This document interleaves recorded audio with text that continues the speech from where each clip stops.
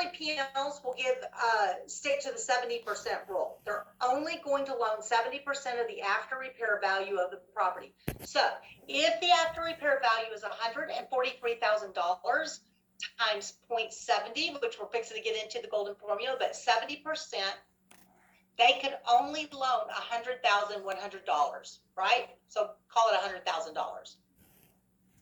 And so usually the points are paid up front when you buy. So if you go buy a house, you're going to buy that house at $143,000. They're only going to loan you $100,100. Well, you're going to have to go to closing and pay those points on that $100,000. So we just talked about what those points are, and then the interest.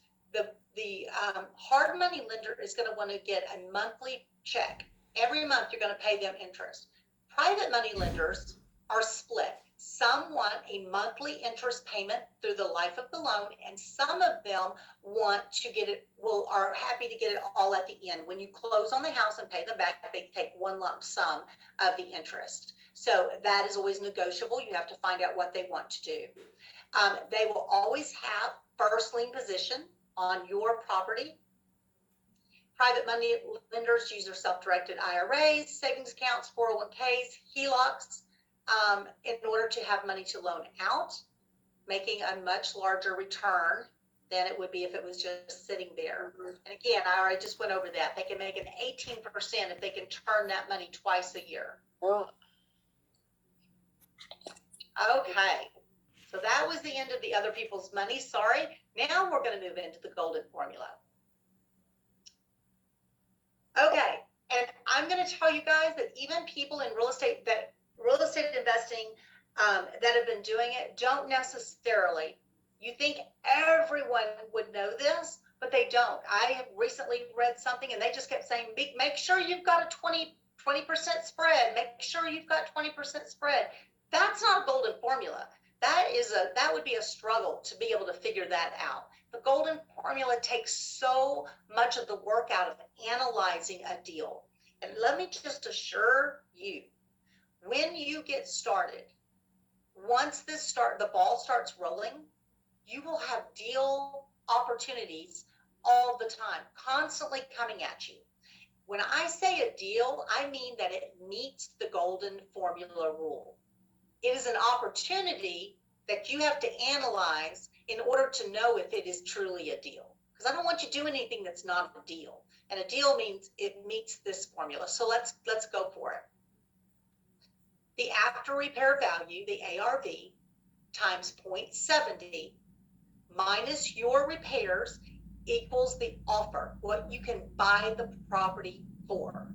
Okay? So if you have an after repair value of $143,000 times 0.70, that leaves $100,100, and you know that your repairs are going to be approximately $30,000, then you subtract that, and your max offer is $70,100, and that is the golden formula. And it doesn't matter. Hey, just by the way, did anyone notice on my reviews of my book that I got a 1-star review from one lady? So she said that my book was fluff, and obviously this woman is not even acknowledging the economy of the market that we are in today. I wrote the book, and it happened in the middle of the book, but I wasn't acknowledging that, and that I obviously have been doing this for years when everything was so easy. So here's the deal, though. The golden formula works in every single market. Why? Because the ARV changes with the market. So if prices are way up here, you use the 70, you do the ARV times 70. If the prices drop way down here, this ARV times 70. We always are going to be relevant with this formula because it's percentages. It's never based on a flat price. So the golden formula works in any market. So that lady that left me that review, it showed that she did not understand real estate investing the way that we do. Okay, so let's get down to the little nitty-gritty things. The after repair value.